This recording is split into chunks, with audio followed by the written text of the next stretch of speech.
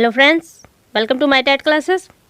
Friends, आज हम पढ़ेंगे हिंदी में हमारा चलेगा टॉपिक 2, जिसमें हम पढ़ेंगे वर्ण तथा ध्वनि विचार। तो आइए स्टार्ट करते हैं टॉपिक। पहले हम पढ़ेंगे वर्ण विचार। वर्ण क्या है? वर्ण भाषा की सबसे छोटी इकाई वर्ण कहलाती है। इसे ही ध्वनि भी कहा जाता है। यानी कि ध्वनि की अगर पूछा जाए, प्रश्न यहाँ से बनेगा ध्वनि की सबसे छोटी इकाई, तो वो है वर्ण। यहाँ पे नीचे दिया है छोटी से छोटी वह ध्वनि जिसके और टुकड़े नहीं किए जा सकते, वो वर्ण कहलाता है। और आगे दिया है किसी भाषा के सभी वर्णों के समूह को वर्णमाला कहते हैं। जैसे कि कोई भी लैंग्वेज है, इंग्लिश है, हिंदी है, मलयालम, उर्दू, जो भी है, इनमें जो भी वर्णमाला बनती है, वो जो वर्णों का समूह बनता है, उस वर्णों के समूह को वर्णमाला कहते हैं। हिंदी वर्णमाला में 44 वर्ण है। ये इसको कितने भागों में बांटा गया है? देखिए 3 भागों में है। ये वर्ण 3 भागों में डिवाइड है। पहला है स्वर, व्यंजन और अयोगवा। इनमें हम पहले स्वर देखते हैं। स्वर इनका जो इनका बोलने का तरीका है, इनको बिना किसी सहायता से बोला जाता है और ये स्वतंत्र रूप से बाहर निकलते हैं और इनकी संख्या 11 है। कौन कौन से है वो? अ, आ, ई, उ, री, ए, ओ, औ। ये क्या है? आपके स्वर है, जो 11 है इनकी संख्या। प्रश्न यहाँ से बनेगा कि स्वरों की संख्या, तो वो 11 है। व्यंजन क्या है? जिन ध्वनियों के उच्चारण के लिए स्वरों की आवश्यकता होती है, यानी कि वैसे वर्ण जो हम बिना स्वर के योग से नहीं बोल सकते, वो व्यंजन होते हैं और इनकी संख्या 33 होती है। अब देखिए स्वर है। स्वरों को 3 पार्ट में डिवाइड किया गया है। कौन कौन सा है? पहला ह्रस्व स्वर, दीर्घ स्वर और प्लुप्त स्वर। ह्रस्व स्वर में कहा अ, ई, री आपके आते हैं, ह्रस्व में आते हैं। और फिर यह है दीर्घ स्वर में आ, ई, उ, ए, ओ, औ। आपकी ये दीर्घ स्वर है। इनकी संख्या 7 है। 1, 2, 3, 4, 5, 6, 7 और इनकी संख्या 4 है। और जो प्लुप्त स्वर यानी कि ऐसे वर्ण जिनको 3 वक्त लगता है, जैसे कि दीर्घ एक वर्ण का समय लगता है, इसमें 2 का।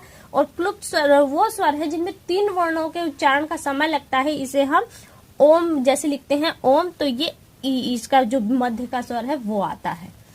फिर आप देखिए, अब हम इसको और तरीके से आपको दिखाते हैं। यहाँ हम देखेंगे, यहाँ पे जो वर्ण है, इनके उच्चारण स्थान को हम देखेंगे कि इनका उच्चारण स्थान कौन कौन सा है। अभी हमने तो ये देखा कि वर्ण और स्वरों की जो संख्या है वो देखी, व्यंजनों की संख्या देखी। अब इनके उच्चारण स्थान को देखेंगे कि इनका उच्चारण स्थान कहाँ कहाँ से है। पहला हमारा आता है क, ख, ग, घ, अड़। ये आपके आते हैं। पहले तो ये देखिए, आपके यहाँ पे हमने 2 पार्ट में लिखा है। ये अंतस्थ व्यंजन है। य, र, ल, व आपके अंतस्थ। अगर मैं ऊपर लिखूं तो इन्हें लिखूंगी अंतस्थ।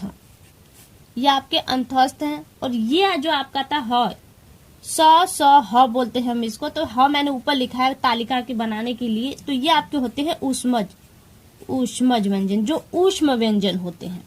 अब देखिए, हम अब किसी बुक में आप देखेंगे, यहाँ से क से लेके म तक के जो वर्ण है वो स्पर्श व्यंजन कहलाते हैं। लेकिन किसी बुक में आपको ये लाइन, अगर मैं इस लाइन को यूं डिवाइड कर दूं, तो ये जो लाइन है इसको छोड़ देते हैं। ये वर्ण आपके आते हैं अनुनासिक में। अनुनासिक वर्ण है ये, इनका उच्चारण स्थान नासिक होता है। तो ये आपके अनुनासिक। अब बचते हैं आपके क से यहाँ से लेके पूरा भ तक। ये जो वर्ण है ये आपके स्पर्श व्यंजन कहलाते हैं। स्पर्श व्यंजन। अब इनका बोलने का, आप वर्णों को देख लिया आपने कौन कौन से व्यंजन है। अब इनके बोलने का उच्चारण स्थान देखिए कौन कौन सा है। क, ख, ग, घ, अड़। और फिर ये हमारा ह, ये आपका आता है कंठ में। ये मैंने तालिका जानबूझ के इसलिए बनाई है ताकि आपको ये न, फिर इसके बाद ये न सोचना पड़े कि य का स्थान कौन सा है, ह का स्थान कौन सा है, स का स्थान कौन सा है। जैसे तालिका है सेम टू सेम आपको इसी तरीके से देखना और समझना है। अब देखिए, आपका दूसरा लाइन होता है च, छ, ज, झ। ये तालु है। अब य भी आएगा, य और श भी इसी में ही आएंगे। तो ये आपका हो जाएगा तालु। ये तालु हो गया। फिर आपका था ट, ठ, ड, ढ, अड़, र और स। ये आपका आएगा मूर्धा में, मूर्धा। फिर आपका आता है त, थ, द, ध, न, ल और स। ये मिलकर आपके कौन से उच्चारण स्थान में आते हैं? ये आपके आते हैं दंत में, यानी कि दांतों के जो थ्रू बोले जाते हैं वो दंत में। आपका आएगा प, फ, ब, भ, म, व। ये आपके आते हैं ओष्ठ में। लेकिन ध्यान दीजिएगा, लेकिन ये जो व वर्ण है आपका, व, ये दंत और ओष्ठ दोनों से उच्चारित होता है, यानी कि वो आपका दंतोष्ठ है। फिर इसके अलावा इनके उच्चारण का वर्गीकरण किया गया। आप इस बुक में देखिए, उसे हम आपको इस बुक में दिखाते हैं, ये आपके लिए इम्पोर्टेंट है। देखिए यहाँ पे दिया है स्पर्श व्यंजन कौन से है, जो मैंने अभी आपको तालिका के थ्रू समझाया वही चीजें हैं। यहाँ पे स्पर्श संघर्षी जो आपके लिए इम्पोर्टेंट नहीं है, बट देख लिए च, छ, ज, झ। अनुनासिक अंगयणनम बताया मैंने, पार्श्विक है ल है, प्रकंपित र है। ये आपके दो इम्पोर्टेंट है। यहाँ से पार्श्विक वर्ण है वो ल पार्श्विक वर्ण है, और जो र है वो प्रकंपित है। उच्छिप्त वर्ण, आप जब वर्णमाला पढ़ते हैं तो आप ड पढ़ते हैं, ढ पढ़ते हैं, ये बिंदी वाला नहीं पढ़ते। देखिए ध्यान दीजिएगा, यहाँ पे बिंदी है, तो ये दोनों वर्ण आपके आते हैं उच्छिप्त के अंतर्गत आते हैं। फिर आपका आता है अर्ध स्वर, य और व अर्ध स्वर है, यानी कि इनका स्थान ऐसे जगह है जहाँ पे स्वर समाप्त होता है और व्यंजन स्टार्ट होता है। इन दोनों के मध्य में जो स्थान बचता है वहां पे य और व आते हैं और कोई वर्ण नहीं, इसलिए इन्हें अर्ध स्वर भी कहा जाता है। अब देखिए इसके अलावा हमको एक चीज पढ़नी है। आप इस तालिका को देखिए, सारे खेल इस तालिका में ही होंगे।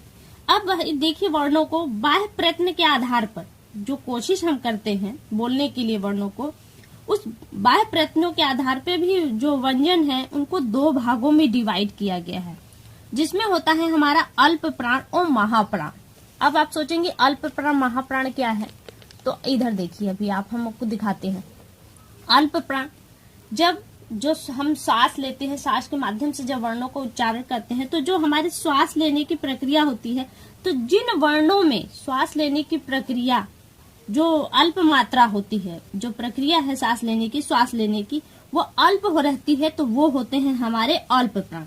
अब अल्प प्राण में आपके वर्ण कौन कौन से आते हैं, तो देखिए आपके जो पहला वर्ण है, पहला वर्ण, फिर एक वर्ण दूसरा वर्ण छोड़ देंगे, जो तीसरी लाइन है, यानी कि लाइन आपको देखना है तीसरी लाइन, और फिर ये देखिए पांचवी लाइन है ये हमारी, और ये पांचवी लाइन, ये किसके अंतर्गत आते हैं, ये आपके आते हैं अल्प प्राण के अंतर्गत। यहाँ पे आप अल्प प्राण लिखेंगे, अल्प प्राण, ये आपके आते हैं अल्प प्राण के अंतर्गत। फिर आपका क्या होता है, आप दूसरा है हमारा महाप्राण। महाप्राण जिसमें श्वास की जो मात्रा है वो अधिक होती है, तो वो होते हैं हमारे महाप्राण। महाप्राण में आपके कौन कौन से वर्ण आएंगे, जो वर्ण बचते हैं वो हमारे महाप्राण, यानी कि महाप्राण में आपके ये आता है, दूसरा और ये आपके आते हैं महाप्राण। ये हो गया आपका महाप्राण। अब आप सोचेंगे कि आपके दो लाइन बच गए, ये दो लाइन किस में आएंगे, तो आपका जो देखिए योर और लव है, लव, ये आपके आते हैं अल्प प्राण में। ये अभी यानी कि जस्ट इसके बाद की जो लाइन है, ये वाली लाइन, ये आपके आएगी अल्प प्राण में ही आएगी ये भी। फिर जो बचती है ये लाइन, यानी कि ह स ये आपका आता है महाप्राण के अंतर्गत। तो यानी कि अल्प प्राण में कौन से आते हैं, पहला लाइन, दूसरी लाइन, पांचवी लाइन, चौथी लाइन हमारी महाप्राण में आएगी, पांचवी, और ये जो छठी लाइन है ये आपकी आती है अल्प प्राण। महाप्राण में कौन कौन सी है, दूसरी लाइन, चौथी लाइन, चौथी के बाद आपकी सीधी सातवीं लाइन, ये आपकी होती है महाप्राण के अंतर्गत आती है।